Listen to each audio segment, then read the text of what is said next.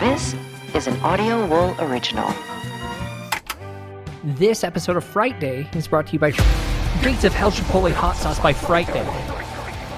Bold chipotle flavor blended with habanero peppers for just the right burn. Kissed with garlic and passion fruit. Zero human blood, like none at all. Visit shop.frightday.com before the first batch disappears. Hey guys, thanks for listening. If you'd like to support us, go to patreon.com/frightday.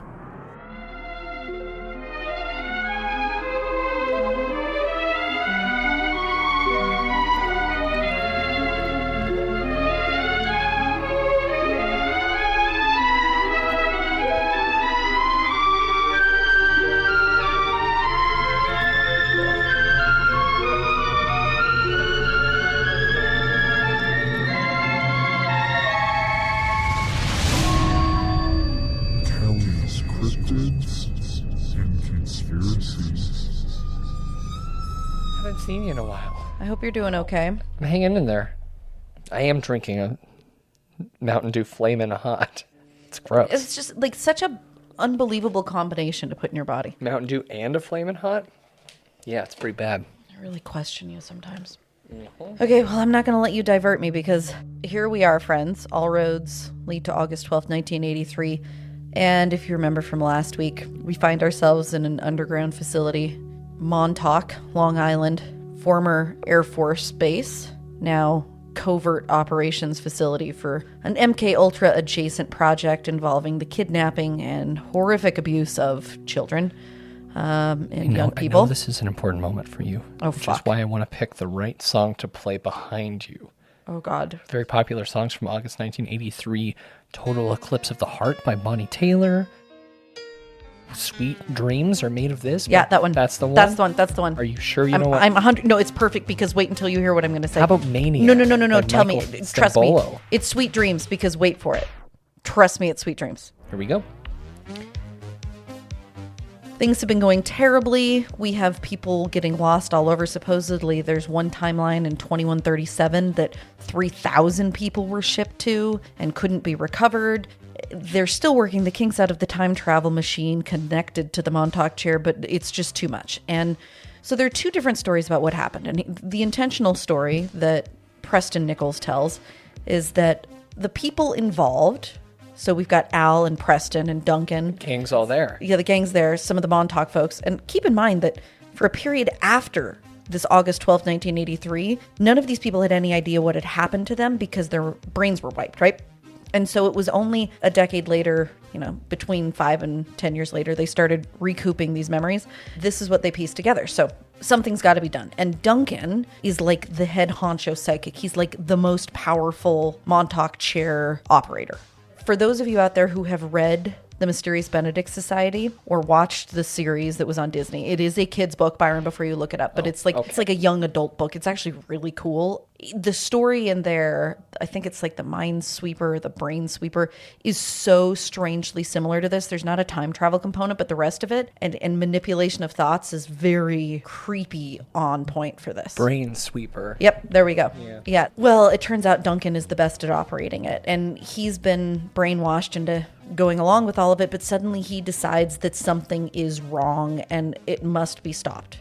And keep in mind, this is story A. Here's a quote from Preston's material about the day that shall live in infamy. Natural laws were being violated, and it seemed everyone involved felt uncomfortable. 3 colleagues and myself had been privately voicing misgivings about the project over a period of months. We had talked about the pitfalls of dealing with time and how this might affect the karma of the planet. We hoped the project would truncate itself. Consequently, our little cabal created a contingency program that only Duncan could activate. It was designed... Yeah, I guess so. It was designed to crash the entire project. Also, just sidebar from a actual Buddhist perspective, the way that we use the term karma is so off base, but It's this kind of like total misuse. Yeah. Okay. It was designed to crash the entire project. Here's the deal. Duncan actually initiated this conversation and said, "You guys, we've gone too far."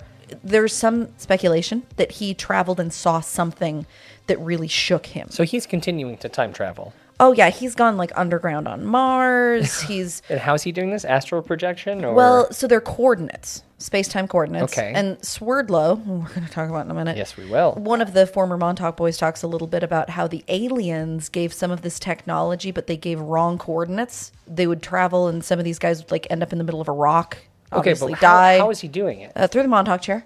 The idea is once Duncan gets the signal, here's the code phrase. The time is now. Someone from the group approaches Duncan while he's still in the chair and whispers, the time is now. And from this moment... That's their Manchurian candidate? Yes. Are you yes. fucking kidding me? Yes. Okay. Except that not really, because Duncan's in on it. Like, Duncan said, we need to do this. But he's like in his Montauk chair psychic zone. And when he hears this phrase, his thoughts shift. Nobody ever could have guessed what would happen next. Not even the people that helped him orchestrate this plan. But Byron, before we go there. What are you, Byroning a story? I am. Oh my gosh. Wow. What a treat. Okay, calm down. Why this date and what's going on? What the hell? What's up with all of this? We've got a lot here that is tied up a little bit. So with quantum mechanics. Now, John Van Neumann, if you remember from way back in our Bielek episodes, he was heavily involved, supposedly, in the Philadelphia experiment and in the Montauk Project, because he lived far longer than everybody thought he did, I guess. The reality is, a case could be made that von Neumann was more important to scientific history than Einstein. Indisputably, he did some pretty important things. Insane, like insanely brilliant. And he was one of the first people to write coherently about quantum mechanics. Mm-hmm. I tried so hard to read multiple papers that he wrote in the 1920s and 30s about quantum physics and quantum mechanics. It's not that it's too boring, it's that I'm too stupid, okay? He almost certainly was smarter than Einstein, but the conclusion that he came to in these papers, and this is where it gets really important. Are you familiar with Schrodinger's cat? Yes, I am. The concept of something both being alive and dead if you don't know if it is or is not. Yes. Okay. Really, quantum mechanics is very tied up in that idea, my cursory understanding of it. Okay. Mm-hmm. And the conclusion that von Neumann came to in the 30s was the entire physical universe could be subject to Schrodinger's cat. Everything around us can both exist and not exist at the same time, depending on the perspective of a viewer. This is just tree falls in the forest. Kind of, but what's really weird is this is the type of stuff that they're measuring with, they're using like quantum computing and the idea that if you have two particles, they can be reacting the same even though there's great distance between them. It's the type of stuff that sci-fi is made of, and I really believe even 15 years from now, we might look at the entire world around us. It could be 100% different. So different. And it might be that like the crazies actually were onto something. Nope. They just were onto it for the wrong reason. That's where I'm putting my foot down. Well, you just wait. You wait. Okay, so quantum mechanics, I mean, we could go forever about that. I would need a lot more time to research, but that's like one of my obsessions. Say we shouldn't do it. We won't. 190 IQ for Neumann, which is higher than Einstein. The things he did, it's insane. But he also wasn't, I mean, I'm sure he was a shithead because everybody back then was a shithead, but he was one of the people that really tried to get broad audiences to understand mutual assured destruction when it came to nuclear weapons. Anyhow, so that's one reason that what happened on August 12th happened, was this idea of quantum mechanics, right? The other is, did you know that there is a planetary cycle on our home base Earth here? I feel like I'm about to be tricked. Every 40 years. Okay, so there's a cycle. Think of it like this is why we had to come back exactly 40 years after the first time, or was that 20-year cycle? No, it was 40. Was it 40? 43 to 83. You know what we're creeping up on, Byron? Oh, the 40th again. Yeah, because guess what? It's almost 23, which is going to be 40 years after 83. Duncan's going to show up with like three pairs of sunglasses. Side note, we have to have a huge fucking party on August 12th, 2023. We got to have we probably need to go to Montauk. We probably need to have Birthday's some pretty psychics. close to there, so it needs to be huge. It's gonna be me in a towel lying on the floor trying to chant. Did you see that video I sent you? No. You I didn't? saw. So Sam and I watched it last night until I fell asleep taking notes. You fell asleep to the horrific tour on a distorted VHS tape by Preston. It just reminded me of like a video that you would intentionally make as like a marketing Halloween thing. short. Yeah. It was horrific. Anyhow, they had been testing Duncan's psychic abilities. And because this was the 40-year cycle, this was a moment where things were completely open. What is the 40-year cycle? So the Earth has biorhythms. The Earth does have like a frequency. That part isn't made up. It's like a really small low hertz frequency. And there's something to do with this 40-year cycle, and that's the reason that like they tore open Time at that specific at 43, and because there's a 40-year cycle, that means it was connecting directly to 83, most likely connecting to 2023 too, but No, who knows it's about not. that yet. Okay. And I'm going to go along with this because I want to celebrate my birthday in New York. Okay. I mean, I'm down. I literally, I will say I'll contribute to the cause. I have 150,000 airline miles. Let's do it. I'll drive if I need to. Jesus. All right. Like, I'm a really regular down Barry for this. Egan right now. I've got so many. See, I could make an Outer Range reference right now if you weren't such a fucking idiot and you haven't watched it. I will get to it. So what happens when Duncan hears the key word? All right, he shifts his thoughts to something very specific, and using quantum theory based waves and the way that the chair works. It sounds like you believe exactly what you're No, saying. I do. I don't know if I believe this part. Okay, well. But I kind of do. I mean, the whole spoon bending thing, Sam gets mad at me every time I talk about that, but It was proven to be fake. yeah. I mean, know the most that. prolific one of those was using a special spoon. I feel like I have a memory of me bending a spoon when I was like 10. No. Oh, no. I remember sitting at my kitchen table with my parents and trying to bend a spoon. Okay, anyhow, sorry. Stop distracting me. I'm sorry. He focused all of his thoughts because these thoughts, Duncan had gotten so good at the system that the Montauk chair was tapping into, he could actually manifest things from thought into reality. And Byron, this is where Montauk crosses with Stranger Things and we get ourselves a goddamn Demogorgon. Duncan manifests. It's like a tulpa without a tulpa. Okay. Okay? Yeah. Because the tulpa is just his thoughts. And he's a twisted guy. He's went through time. He's that man's so Can you twisted imagine? up, jumped overboard twice, And that ain't easy. You're high up. so high up. I don't even understand what direction you are, but it's a Well, long almost fall. It's almost like it never happened. So what he manifests is a creature that has been described in many different ways by different people there. And in fact, Byron, if you pay close attention to the video where Preston gives a full tour of Montauk. I did not watch the whole thing. Okay, so if you watch it, and we definitely need the link to Oh, it it'll be in the show notes of this because episode. he keeps talking about, you can see Junior, you can see the imprint of Junior right there. Okay, so Junior is what they called the monster Okay. that manifested. Here's the description. It was big, hairy, hungry, and nasty. It would eat anything it could find, and it smashed everything in sight. Several different people saw it, but almost everyone described a different beast. It was either 9 feet tall or 30 feet tall, depending on who saw it. I personally believe it was about 9 or 10 feet in height. Fright does strange things to people, and no one was sure what the exact physical constitution of this monster was. No one was in any frame of mind to calmly and collectively analyze its exact nature. That's genius. Okay, so It's really smart to be like, it can look like whatever you think it looks like because then you cannot debate it. Bigfoot looking is the most common thing that I heard. Okay. Now, supposedly, Preston's superior at the Montauk Project was a gentleman by the name of Jack Pruitt, whose son, since all of this madness went public in the 90s, his son repeatedly came out and said that his dad had nothing to do with this, because apparently Jack Pruitt was a real person. But according to Nichols, Pruitt ordered Nichols to go switch off the generators because, remember, right before here, as we talked about at the last episode, they decided they were going to run everything constantly. And that was kind of like the straw that broke the camel's back when they're like, okay, we're messing with stuff we shouldn't be messing with. But because it's running constantly, it's harder to switch off now. Byron, you're going to get a little deja vu here. Nichols gets sent to turn the switch off.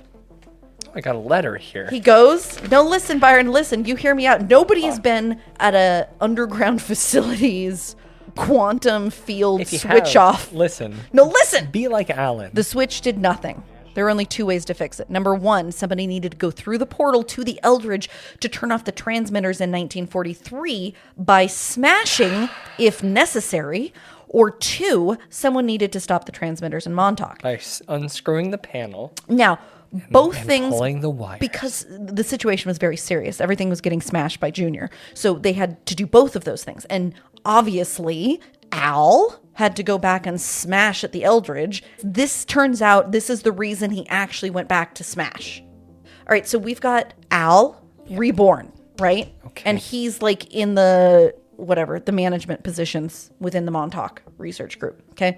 But then we've got Ed Cameron, before being rewound and restarted as a baby that turned into Al. We've got Ed Cameron, who has just fallen through and needs to get sent back immediately by von Neumann with his brother to go smash shit up. Okay. So Al is on the property, but not in the same vicinity. You're shaking and staring at me. Ed and Duncan have to go back to the Eldridge through the tunnel to switch off the generators because some of the power is coming from there, and that's why they can't shut Junior down. They went back. They had to go back, and then But Duncan were they themselves? jumps again. Yes, they were themselves. And they went back. Let's rewind. When we go to the Philadelphia experiment, Yeah. and they jump off the ship, Okay. the two brothers, and they land on the grass. Yes. Okay, and they wake up, and they go inside, and von Neumann's waiting for him, and he's like, "We've been waiting for you guys." Yes. The reason von Neumann says that is because they've been waiting for them. They're like, "Oh, look at all this stuff. It's the 80s. But von Neumann says, "Here's the deal. You have to go back and smash shit." Remember when we got in the big fight about smashing shit? Preston was there? Yes. While Ed was going back to smash shit, Al was in another part of the base, and Preston had to smash the shit on the Montauk facility. Okay. Okay? So Nichols goes, pulls the plug, disconnects the power base, but it won't shut down. So he has to take a torch to the cables Okay, well, and hack at the transmitter with an axe and the control panel until finally the transmitter groaned and stopped. where was the axe? It was probably like one of those fire things, you know, Oh, like like a- smash the fire thing and you get the axe and the fire extinguisher out. And- All the lights went off. We'd done it. It was at this point that the beast stopped moving and faded back into the ether. The portal closed, and that was the end of that episode. Today, you can still see the torch marks where I'd cut things apart. So Preston was a hero, and Ed was a hero, and Duncan was a hero, and I guess Al was kind of a hero because Al was really Ed. Oh, no. Yeah. So they... But this is where the idea of the Demogorgon comes from. That's kind of cool, I Which guess. is pretty Got interesting. something out of it. I mean, well, we got a lot out of it. Let's be honest. I need you, like, there's a lot that comes out of that. No, I mean, it's fine.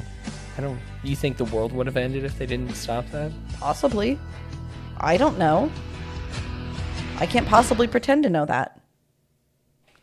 But this idea of manifesting things with thought, we aren't that far from that at this point in terms of quantum stuffs. In the story or in real life? In real life, I think we're pretty far away from that. we're really not that far from it.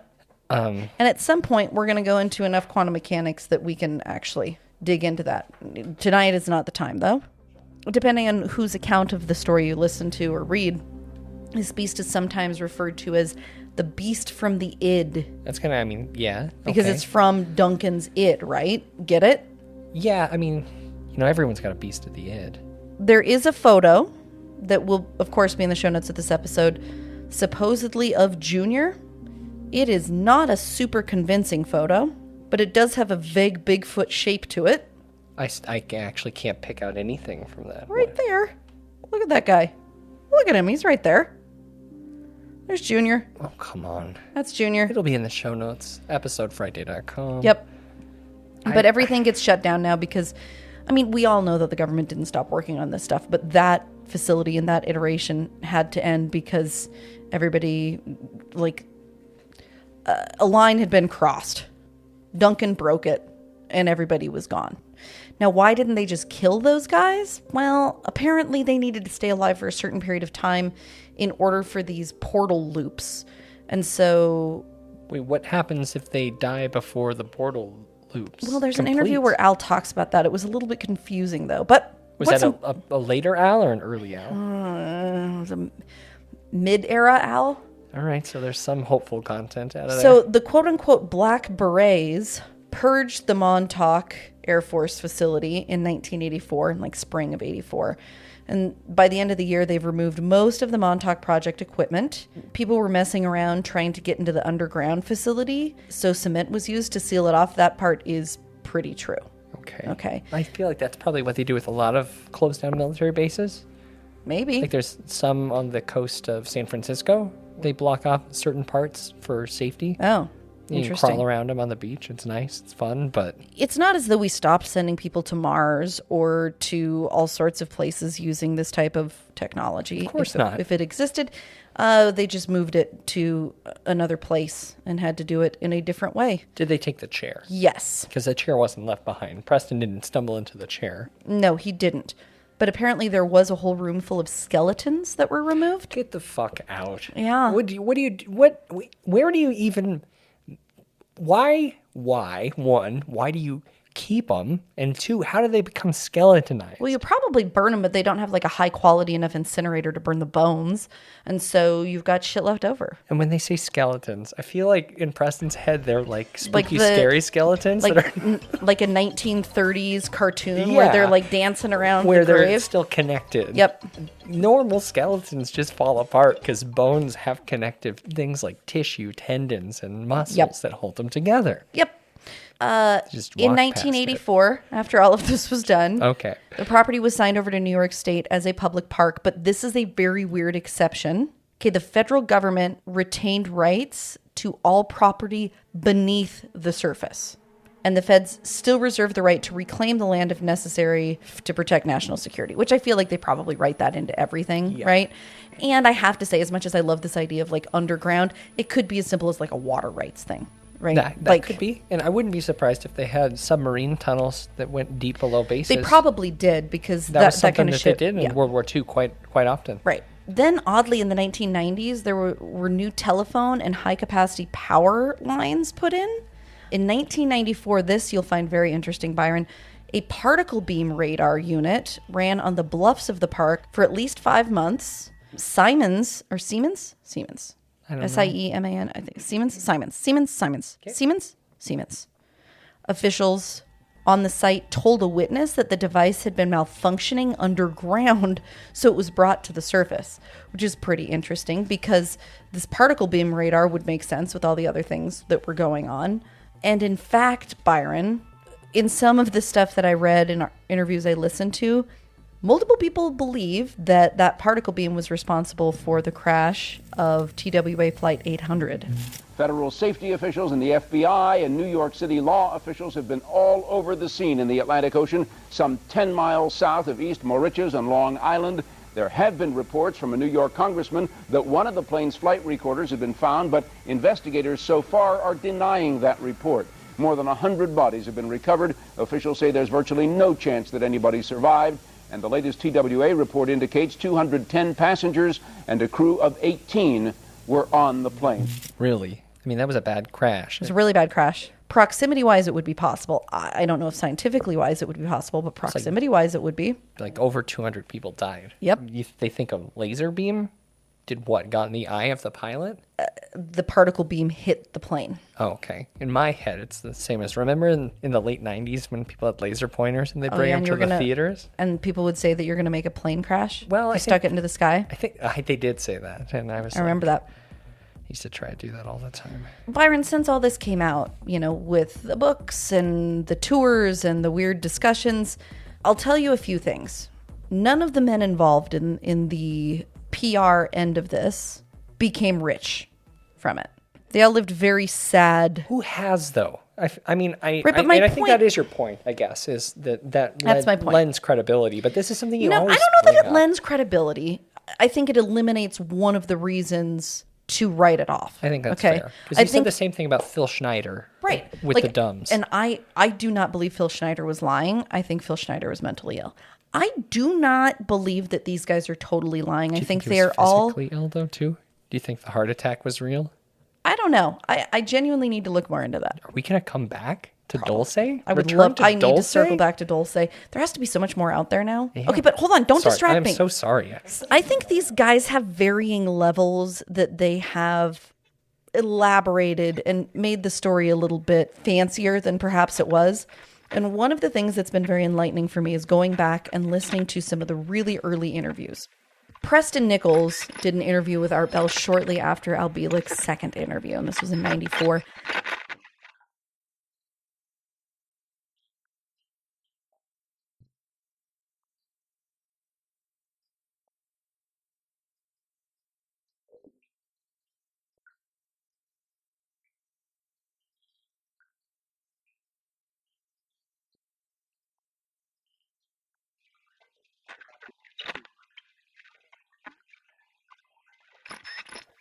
Preston says a lot of really normal things.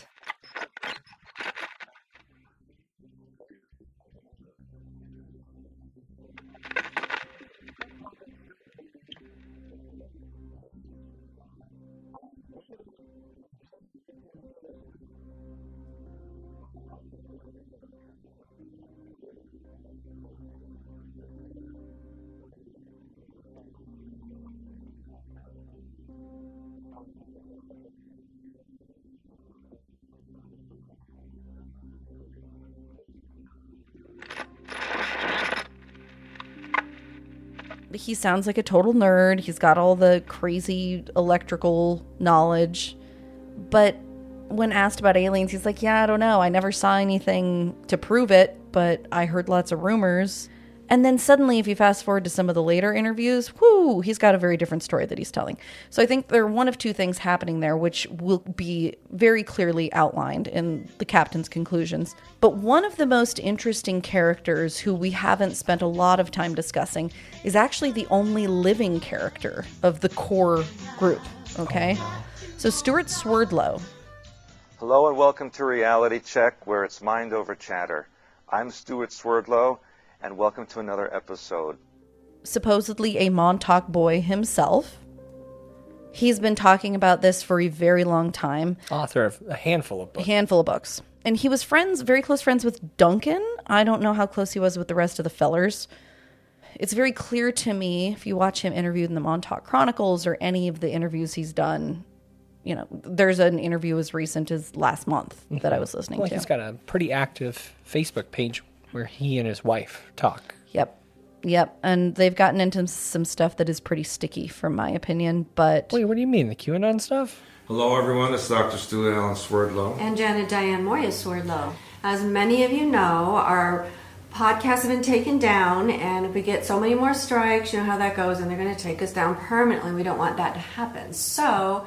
yeah, you know... anti-trans stuff, QAnon stuff. Reading that whole book. I think there's no doubt that as a child he was very seriously abused. He has a very interesting family history, though, and I think if you want to just hear it from his mouth, I suppose. My great uncle was a dictator. He unfortunately murdered almost 2 million people in the Soviet Union. And so it was a very, very difficult time. And so the family that came here dissociated from that time period and never spoke about it. My father hardly ever spoke about it. And even my grandmother, who came to the United States and was actually rewarded by the Soviet Union for her work. We have to remember in World War II that the United States and Britain and the Soviet Union were basically on the same side of that war. So they were allies. It was only subsequently after the war that these difficulties between nations began that way. Some of this is pretty true. The amount that I could trace about Stuart's background and his family and his lineage seems at least plausible. Okay. I don't know that the rest of it is true. He makes claims like his mother took him to Joseph Mengele to be experimented on as a child, and that he was kidnapped by military officials and aliens as a child. In fact, he tells stories about waking up in the middle of the night, looking out his second-story window, and Duncan Cameron's face was sitting there smiling through the window at him because he was astral projecting himself to keep an eye on Stuart Swerdlow because... Like the sun in the Teletubbies. Very much so. Yeah. Oh, so disturbing to think about. Also, according to Stuart, he had been a Montauk boy and then trained as like a Montauk boy man. trainer. A Montauk team. Like a Montauk gentleman. One of his missions was to assassinate Christ. They sent him back. All right. So, and he couldn't do it. You really should play the clip of him telling the story because it's a great fucking story. Yeah, of course. You told me that you were sent back to the time of Christ. What was that like? Well, I was sent back to kill him. I was sent back with a weapon. Why would... Now that this is all getting complicated, extraordinary, what sort of weapon were you sent back with, and why were you sent back with that weapon to kill Christ? It was a pistol, And the people who wanted this to occur were interested in the elimination of Christianity from the world because they worshipped satanic entities. So he couldn't do it. He backed out and he like ran away and got in huge trouble. Then he came back, and this time they were like, okay, just get some vials of his blood. We're going to drop you off where he's already on the cross, get some blood from his toe. We need it to clone him. Yes, Byron, exactly what you're thinking right now. That blood was supposedly used to clone Jesus for the second coming that they could manipulate. We talking Donald Trump? And may or may not have been Duncan. Oh, okay. So Duncan is Jesus. Yeah, I thought although it was going to be like a full right-wing crazy loop. Well, I don't know. I think that Stuart might have changed his story a little bit in recent times. But also, I should point out, we haven't really described him. He's no Ethan Hunt. He's no James Bond. He is no... he's like a... But for them to put him... him... like Papa Smurf. Why are they putting him on these missions to kill Jesus Well, but Christ? when he was younger, you know, and it wasn't about it being a physically demanding thing. It was a mentally demanding thing, I guess right? you're right. Yeah. Dorks can be heroes, too. Of course they can. What a statement, Byron. So at some point, there was a room of these people all together trying to corroborate their stories. I don't know about trying to corroborate. Like, they all told stuff separately. There's a lot that lined up. And then somewhere, I would say mid-90s, the story got way too elaborate. Like, if you go down to the source, the real core, the initial stuff, there's a lot there that I think is at least very interesting. I feel like you're almost on board, pun intended, with the Philadelphia experiment. I'm pretty on board with elements of that. Until they go overboard. Yeah, when they go overboard, it's real fun. But in this room, though, rewind, was Del Close in the room? Well, he's the founder of the I.O., influential figure in the improvisational community in Chicago, Illinois. Oh, you're talking about Second City? Saying that this guy is very much a yes-ander. Stuart Swerdlow is. I think Preston's the same way. Okay, I think Preston in his later interviews I really want you to listen to the Art Bell interview in 94 because it's much less elaborate and much more believable. It just seems crazy that this all seems crazy. It gets weirder and weirder, and then suddenly it does get weirder. Manifesting a fucking Bigfoot monster that they can't Here's agree on. Here's what's very strange, especially with Stuart. Like I said, he's last man standing from this core group, though there have been thousands of people who've come forward and said that they were Montauk boys. Yeah. You know, obviously there's no evidence to back that up, but they have come forward. In this most recent interview, because he's talking about very current times, he mentions that at one point, humans were in contact with 90 different races of aliens, but the Draco reptilians specifically, because there are multiple species of reptilians. We've talked a little bit about them. The Draco reptilians didn't want a lot of the other races involved, so they chased them all away. And now I think we've only got 6 that we're in communication with. And these Draco reptilians are particularly evil, looking to take things over. And they happen to be an androgynous race, which is why... In the words of Stuart Swerdlow, we are seeing the trans agenda pushed because they're trying to turn us all androgynous. Men so the reptilians, women can be men, they can be giraffes. Yeah. Oh God, it makes me so angry. So stupid. So that's really dumb. Yeah. Yeah, and the same. But remember, the Draco reptilians, they feed off of negative energy. Yeah. Well, I'm giving them lots, I think, right now. Well, so full bellies. Full bellies. I feel bad because I think Stuart Swerdlow was very much a victim of some pretty horrific things. Sexual abuse, probably. Yeah. I think that some of these other guys were as well. Before we do my closing step in this journey, I would like to give you some fun facts about our friend Preston Nichols that kind of lead us to this ultimate conclusion that we're going to get to. But before we get there, I don't know if this is in your wrap-up, so feel free to stop me. MK Ultra has been proven 100%. The government has Government's come out admitted. I mean, like, there is something underground on the Montauk Air Force Base, even though they say there isn't. Okay. There are signs that prove it was used as an Air Force base much later than the government claims it was. The tour, interestingly enough, that Preston gives shows a lot of things that prove something was going on there far beyond what the government has talked about. There is at least enough evidence, I believe, to make a reasonable conclusion that MK Ultra-like experiments were going on there. Okay. You believe that the experiments were on what was going on in the base, not like with HARP sending signals outward. And they may have been doing some of that. I mean, there are people who have reported all sorts of weird things, but I haven't seen anything conclusive enough. I do think something was going on, and I would guess that most, if not all, of the characters we've talked about in this series were involved in some way. You think even Al? Yeah, I do. You don't think that Al saw the Philadelphia experiment on TV and... No, I think he was involved. Okay. I don't know how closely. If you look at the pattern of what happened to a lot of the MK Ultra victims, and with our series, by the time we get to the end of that series, it's off the rails, which I think could be construed as very insensitive to the victims. But the way I look at it, that was the trajectory that was intended for these victims. It's really easy to use members of society that aren't central or highly regarded to begin with, and then to completely discredit them because they don't have the remaining faculty to hold a coherent story, I think is one of the easiest ways to get away. I mean, if you look at a lot of the people who are victims of MK Ultra, Charlie Manson. Kaczynski. Right, people who are, who knows whether that's the way they would have been already, but it's very easy to discredit them and not be held accountable as a government for the experiments you did, which the Tuskegee syphilis study, that's why they used black members of our society, because especially at that point in time, between 32 and 72, they were a lot easier to discredit because our society treats people of color very differently. Mm-hmm. And so you take a person like Preston Nichols, and Preston Nichols' background, I think, becomes kind of essential. We know a lot about Al's background, and he was basically, not to be a jerk, but he was a nobody, right? Like, he was a weird kid. He became a weird adult. He was a loner.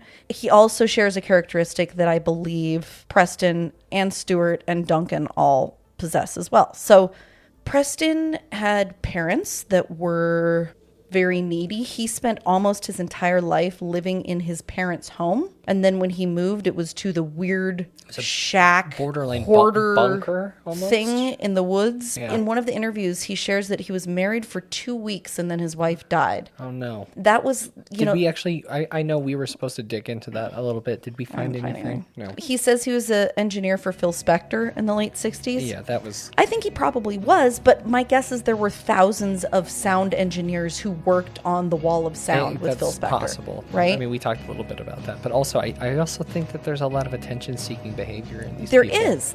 And I think it comes from being marginalized, and in a weird way, it's almost like incel borderline behavior, Sure. okay? Of a different generation. Preston claimed that he had cerebral palsy, and then later in his life, like towards the end of his life, cured itself. After years of saying that, like, no, aliens really, I never interfaced with aliens. Then towards the end of his life, he says that he was abducted and healed of cerebral palsy when he was younger. Okay. And then he claims to have seen tracks from a thunderbird in his backyard, and a Native American in the area told him he was a shaman as a result. This is my birds of a feather theory, where once you get inducted into the community of conspiracy theorists, you are going to also have astral projected somewhere. QAnon Anonymous just went to an off-planet convention a couple weeks back. Some QAnon people have pivoted to the secret space program, saying that they have astral projected too. Interesting. It would probably be a good time to play a clip of an interview between two friends of the show now. Hallo an alle, hier ist Laura Eisenhower. Ich bin unglaublich begeistert, so ein außergewöhnliches Individuum mit mir zu haben, das ich seit vielen Jahren kenne und den ich als Freund bezeichne. Stuart Swerdlow. I don't know what they're saying, Kelly. I don't either, because I don't speak German, except for einmal bitte. And what does that mean? One more, please. Oh, one more schnitzel for Kelly. One more. Einmal Schnitzel, bitte. She's a big fan of that. Fucking love schnitzel. Hammered chicken. Oh, God, it's so good. So, unfortunately, that interview with Laura Eisenhower, friend of the show, definitely hasn't spiraled down the, wow. We could do another episode, an update about Laura. She has lost her goddamn mind. Poor woman. The only place that I think available for people to follow her that I've seen is her website directly or Telegram at this point. Every time I see her, pretty disappointed. Oh, so sad. Thinking about you, I guess. Preston, in the years before his death, did some very interesting interviews. He talked about all sorts of things that were so far off the rails from what he talked about in the mid-90s. Periodically throughout his life, he would run into a guy who called himself Preston of the Future. And he somehow was able to collect a hair sample and prove that he had the same DNA, same fingerprints, and he looked the same. And during one of those encounters, he gave Preston a CD burned with a song, Justin Haywood's Broken Dreams.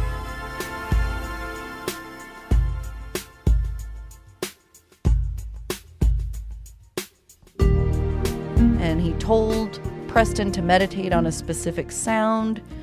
Was this Preston from the future younger or older? Older. Okay, because, I mean, there's a guy named Baby Q who claimed to be a time traveler who age regressed backwards from the future, who came back and said he was Q for a while. Oh, but he didn't say he was Preston. No. Okay, I was really excited that there was a Preston. But he did go to one. jail for 225 days.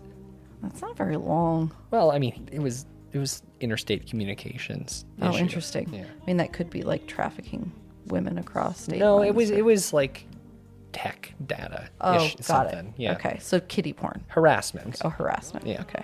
He says that he can meditate to the noise at the end of this song, which is supposedly the sound of the catastrophes that happened in 2012 in a parallel timeline.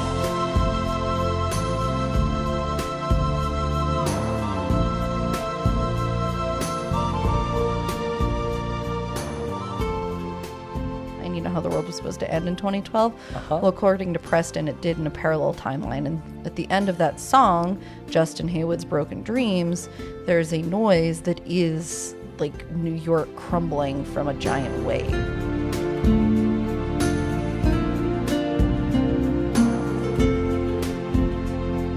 Oh, wow. So we've got a bit of a love roller coaster situation. We do. Wait, what's that? Remember the rumor, the urban legend that there was a girl screaming in the background being murdered in the song Love Roller Coaster? Oh. We talked about it on the show. I'm sure we did. This is supposed to be from the future of New York City crumbling at the end of this song that's playing right now.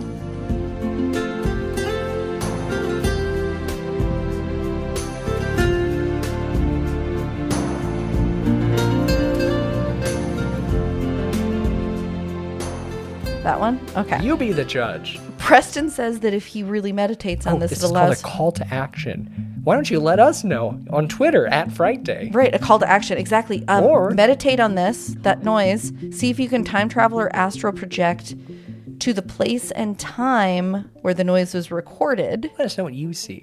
Yeah. And so Preston says that in our timeline, that disaster has been moved forward to sometime in the 2020s. Until that happens, and then it's, well, Moved he's dead again. now. But He's gone, yeah. He used the same sound to travel to the source at the center of the galaxy, a donut with a white hole on one end and a black hole on the other. The white hole pulls out, and the black hole works like a particle accelerator. Okay, he sees a being who he approaches, and he asks this being who they are, and the being says, I am the beginning and the end. You can ask me anything. You're the first to arrive. And what did this being look like? Obviously bipedal. Hominid. Not a lot of description that Preston was willing to Usually give. when a lot of isn't. Light and energy and aura. Okay. But he gave a new song to Preston. He leveled up, and now it was... I don't know, something about I've lost my fatherland, Smentana. Did he write this, or is this another? No, it's a classical music piece. The guy was sick in a sanitarium. He died, the guy that made this piece of music, and said that God told him to write this specific song. So, of course, Preston believes that it was actually this being at the source, at the center of the galaxy, which is kind of interesting when you think about it. Do you remember how that we did just...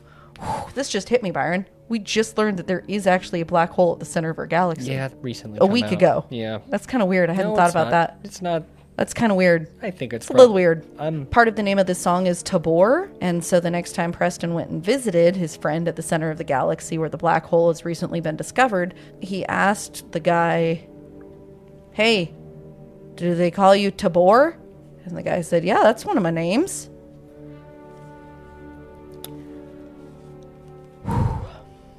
Yeah, that wasn't the most convincing. Well, come on, he lost the thread.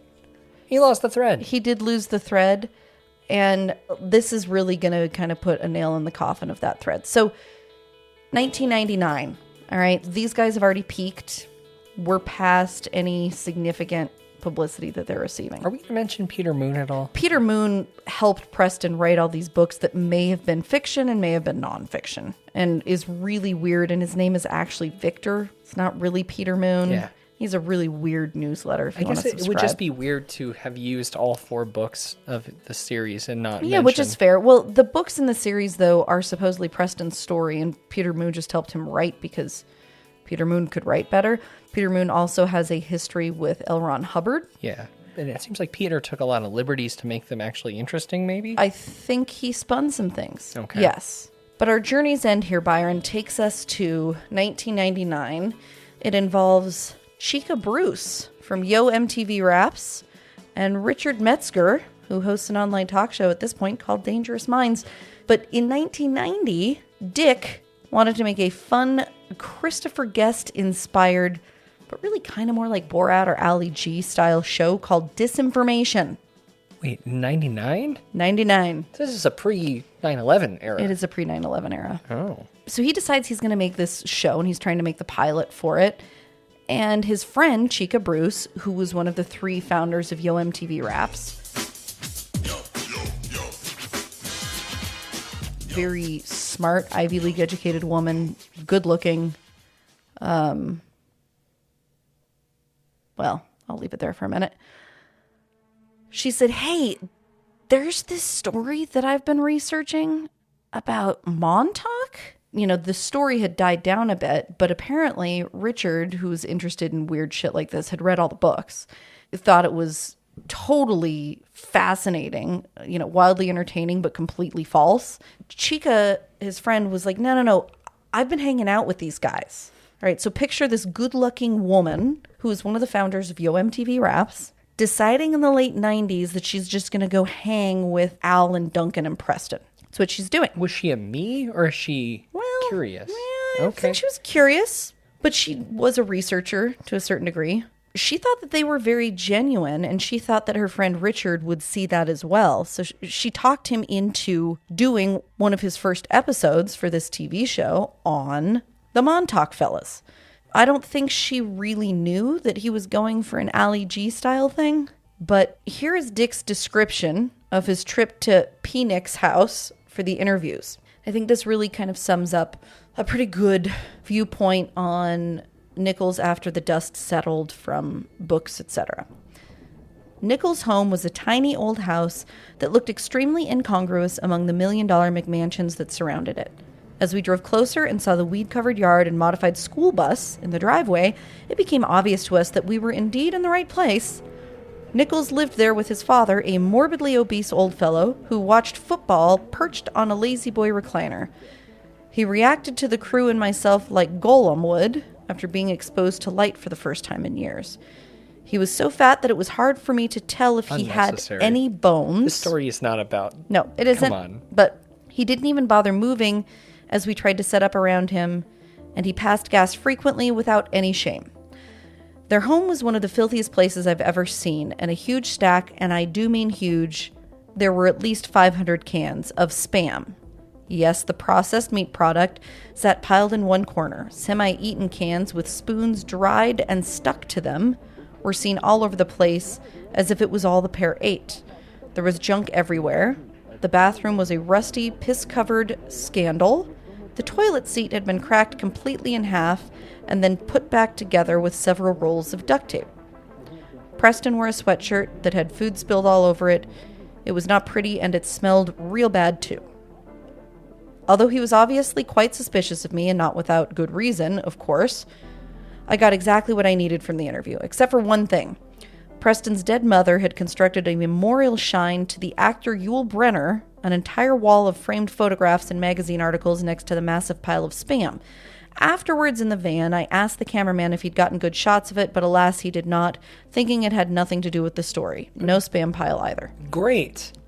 I know, just... What an ethical guy. Next up was Stuart Swerdlow, curious fellow who told me in great detail, not only of his involvement with the project, but of his time spent in a federal prison for a crime he told me he'd been brainwashed to commit. No. Remember, we did talk a little bit about this. This was a financial crime. It was.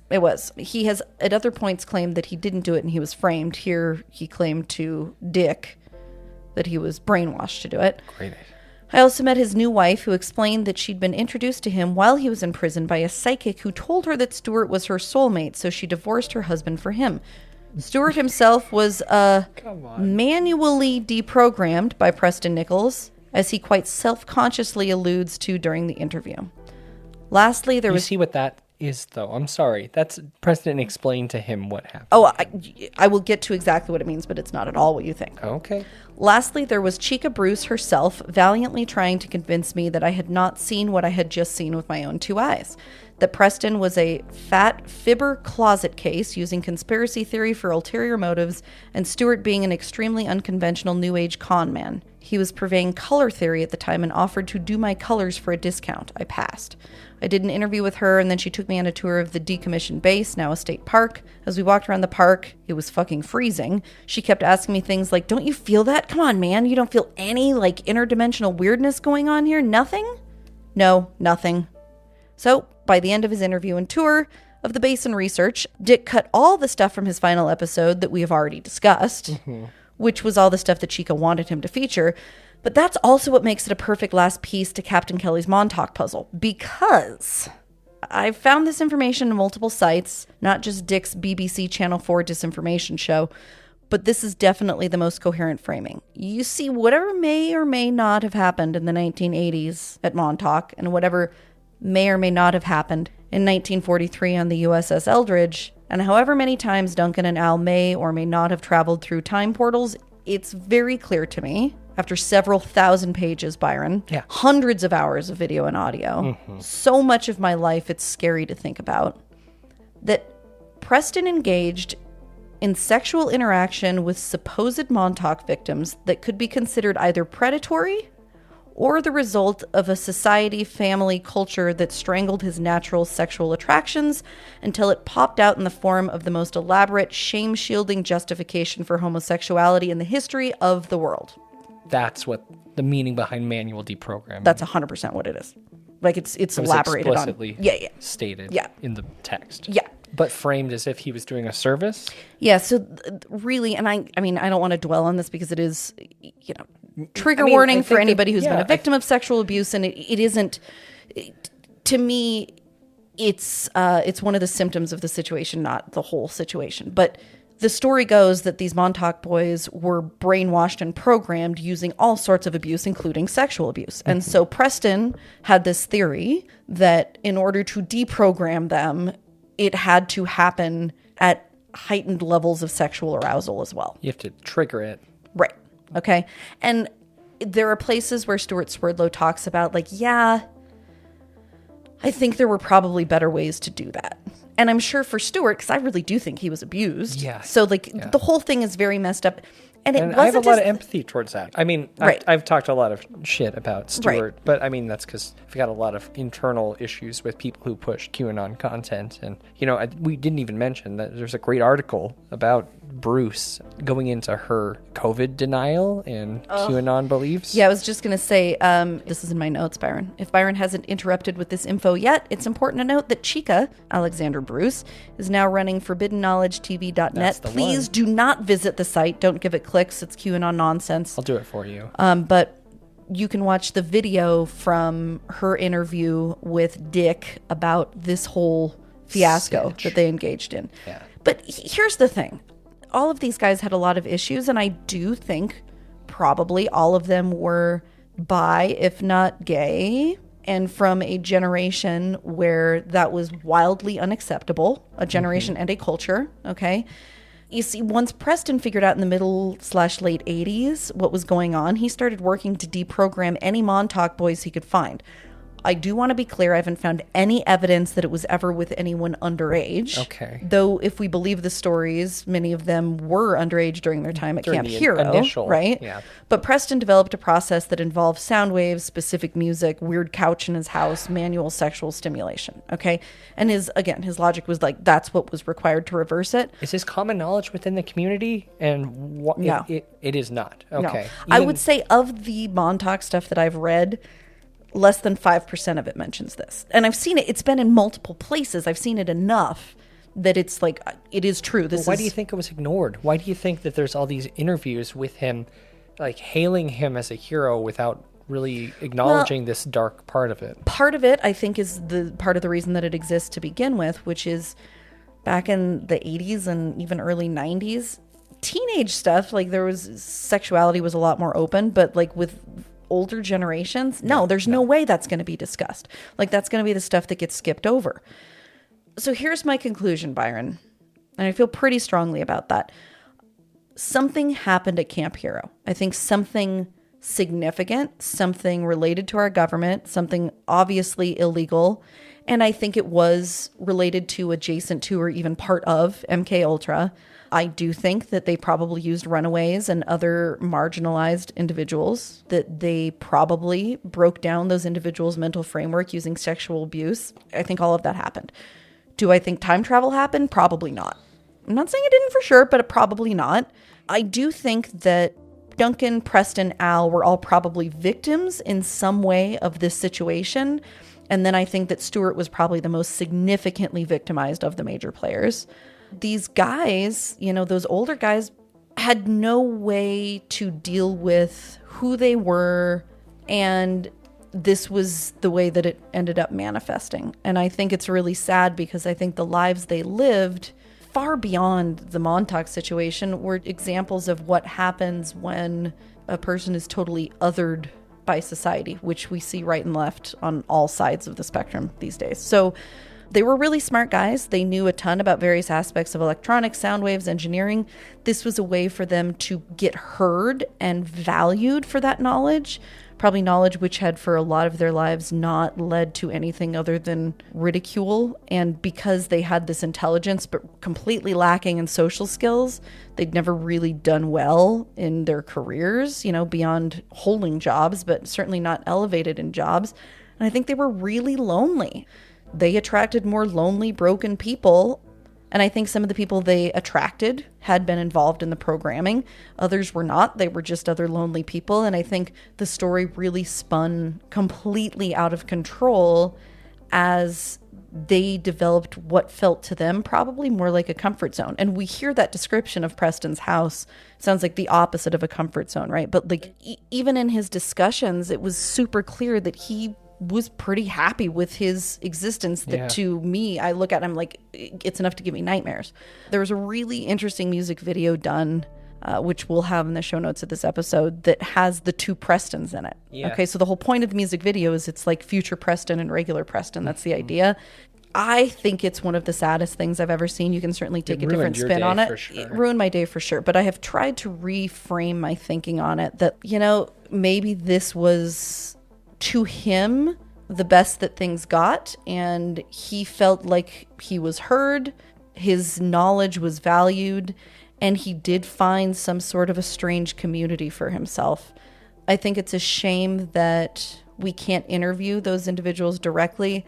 And unfortunately, based on what I've heard from interviews with Stuart, I think that he's got so many layers of trauma layered with con man, layered with trauma, layered with con man. Learned our lesson a little bit. Yeah, and it's I don't think it would be a fruitful expedition to try and extract any information from him. But a lot of times in the world of conspiracy theories, this is the type of road you find yourself on.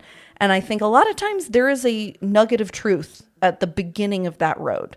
And I think there is that here. Yeah. But by the time you get to the end of that road, you've arrived at such a different place. You've arrived at the bar with Doc and Nathaniel Barjona and the rest of the local pedophiles. Right. And you've arrived at a place where you're talking about anti-trans and reptilian conspiracy governments and all sorts of things to continue to construct this narrative that validates the world you're trying to create for yourself. And obviously, I think there's a whole ton of mental illness sprinkled in here too.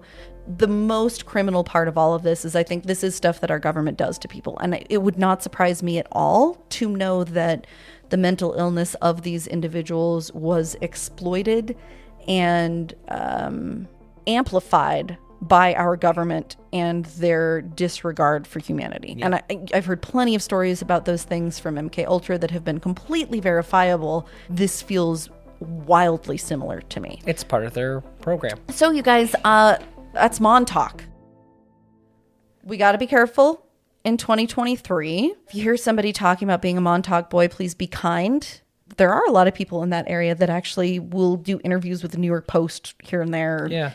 And weirdly, some of the employees of the state park say that they were Montauk boys. And I don't even know what to do with my life now, Byron. Like, I was going through note cards and text messages and emails to myself because I send myself stuff all the time. The last 9 months, 10 months has been basically nothing but Montauk. Yeah. And I feel so broken and sad for these people that I've gotten to know and angry at them. And I'm just like wildly distraught. I don't know what to do with myself. What do you feel now? Sad. So sad. Okay. These sad people and their lives and the way that society treated them and then the way that they treated others and the way our government treats people. And, you know, the fact that those things do happen then also gives validity to people with the craziest ideas about what our government's doing, when what they're doing is plenty bad. You don't need to make up the crazy shit because what they're doing is so bad already. And it makes me really sad. And then I think about Laura Eisenhower, and then I think about Stuart and Laura, and then I think about Al dying alone in Mexico, and then I think about Preston dying in his, what if Kelly, what if he moved to Mexico and found like a nice young guy to settle down with? I mean, that'd be lovely. That'd be nice. If somebody could tell me that story, I'd feel so much better. Write a fanfic about that. If I could get a fanfic about that, that'd be great. Oh, one last fun nugget of things all before right. we completely wrap up. Yeah. I learned this way too late in the game to include it. You know how, like, I think it was the first episode, I talked about like the background of Montauk. Do you know that frickin' Aleister Crowley visited there in 1913 and did a bunch of fucking weird things on Montauk? Yeah, you do a fun hand gesture. He did a bunch of like rituals spells. there. Yeah. Okay. So who knows? Maybe he did open up the portal that eventually became the downfall of whole weird subgeneration of. Well, I mean, that kind of stuff hasn't ended. I mean, I sent you that great video of David Paulides. I guess, guys, this is it. I'm officially giving up.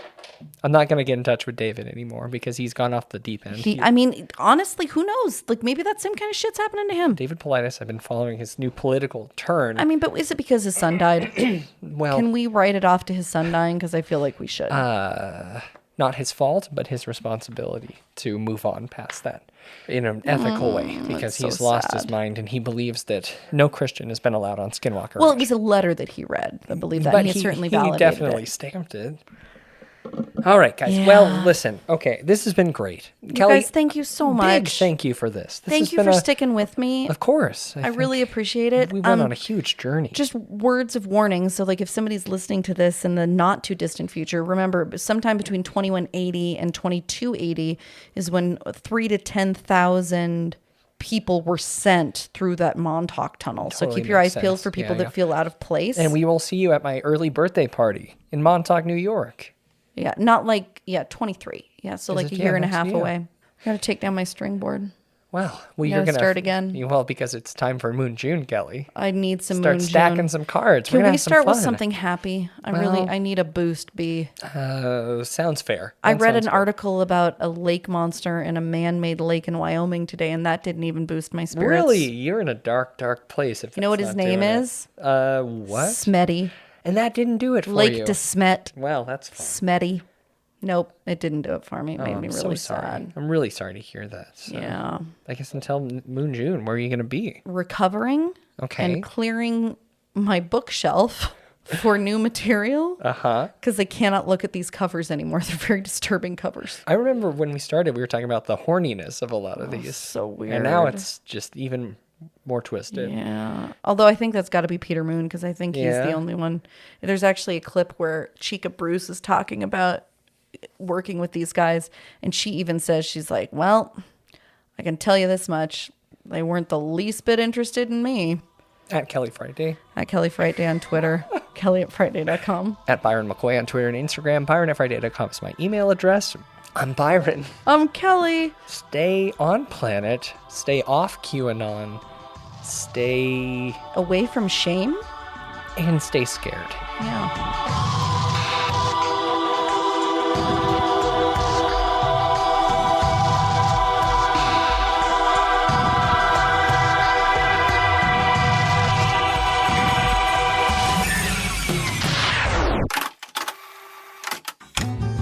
been listening to an Audio Wool original, produced by Byron McKoy, theme music provided by Cemeteries.